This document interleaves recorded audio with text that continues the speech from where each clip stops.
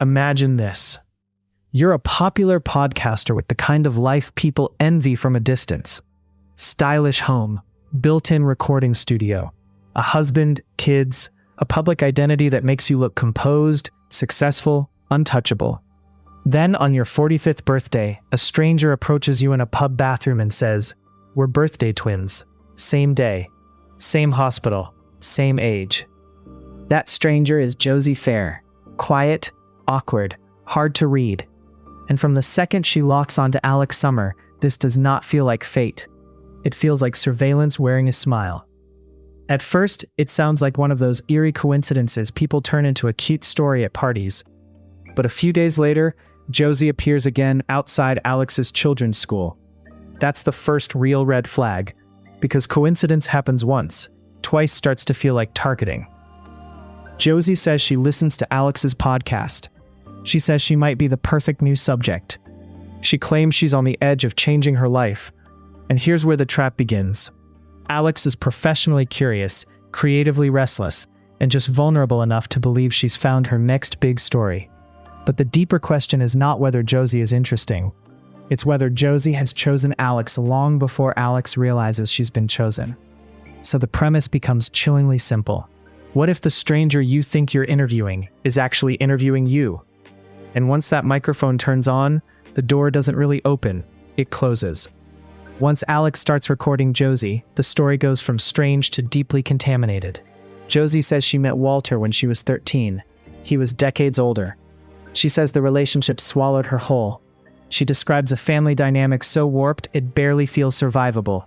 One daughter, Erin, isolated in her room and retreating into bizarre coping habits. Another daughter, Roxy, volatile, vanished, almost ghost-like in the way she hangs over the family. Then the allegations get darker. Josie paints Walter as predatory.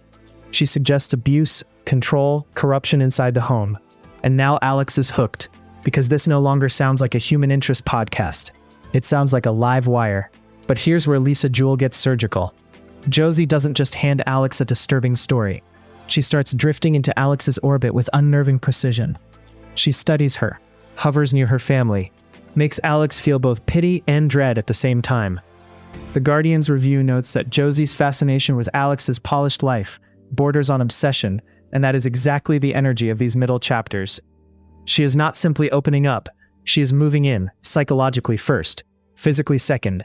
And because Alex's own husband Nathan is struggling with alcohol and instability, Josie keeps finding soft spots in Alex's life to press on. Then comes the moment where the line fully breaks. Josie turns up bloodied and bruised, claiming violence, and Alex lets her into the house. Let that sink in.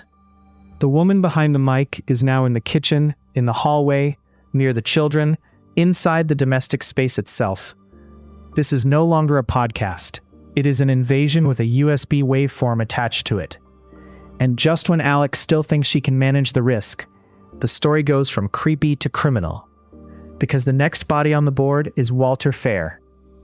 This is the pivot where the life-changing podcast mutates into something closer to a true crime case file.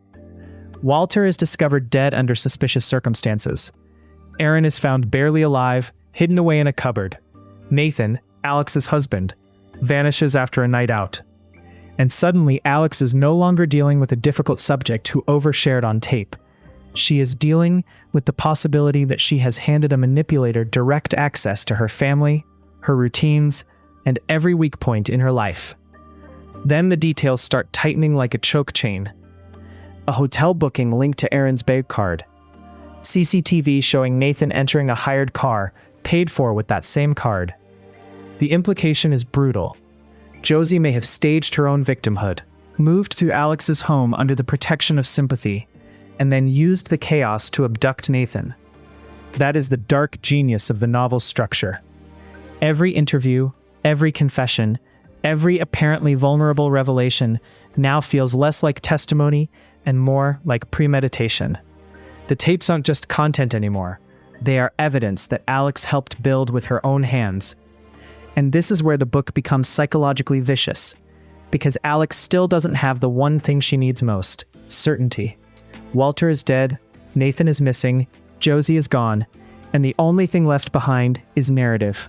Competing narratives. Weaponized narratives. And once the daughters start talking, the crime scene doesn't get clearer. It gets worse. Now the novel pulls its nastiest trick. Just when you think the case is finally settling around one obvious monster, other voices step forward and start sawing through Josie's version of reality. Roxy claims Walter was not the abuser Josie made him out to be, and presents Josie instead as the controlling, destructive force in the family. Pat, Josie's mother, backs that up, insisting Josie had a history of manipulation and sabotage long before Alex ever met her. In other words, the woman who framed herself on tape as a tragic victim may actually have been building a legend designed to recruit sympathy, hijack perception, and target Alex from the very beginning. And yet, even that version refuses to sit still. Nathan's body is eventually found after a nationwide manhunt, and Josie sends a voice message insisting his death was accidental, that she meant only to help Alex by removing him for a while, so she could see life without him. A dead husband, a missing woman, a second dead girl, Brooke, later found hidden away. Aaron then accuses Josie of murdering Brooke in a jealous rage. At this point, the story feels solved in the way true crime spectators like stories to feel solved. There is a villain, there is motive, there is a trail of damage. But Jewell refuses to leave it there, because the final layer is the most disturbing one of all. The possibility that even the solution is contaminated. Public plot material for the novel's ending shows Josie still insisting she is a good person, remembering events in a way that exonerates her, and shifts Brooke's death onto Roxy. And in the bonus chapter, Aaron's perspective complicates the case even further by suggesting that Roxy really may have killed Brooke, with the family then constructing another lie on top of the first lie. So what are you left with? Not justice, not closure, just a wreckage field of testimony, performance, trauma, and self-serving memory. Now the title stops looking clever and starts reading like evidence.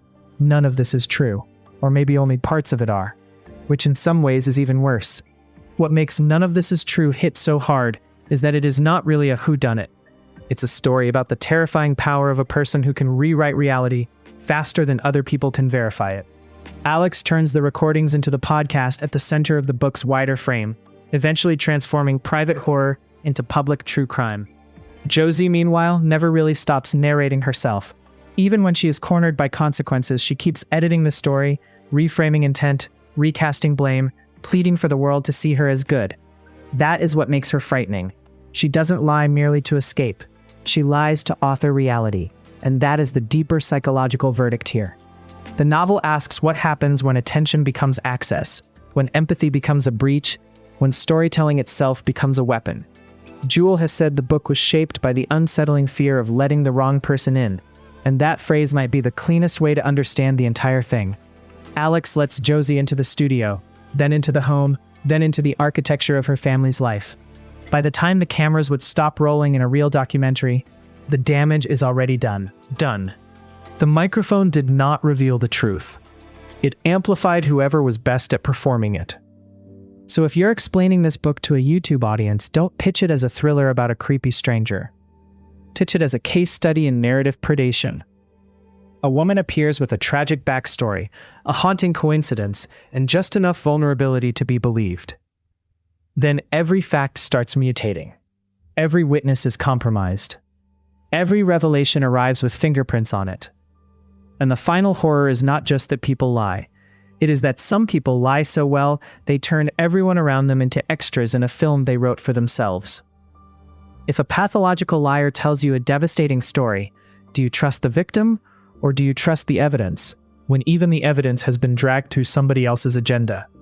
Let me know in the comments. And if you want more dark story breakdowns where the truth keeps changing shape, like the video. Subscribe to Chapter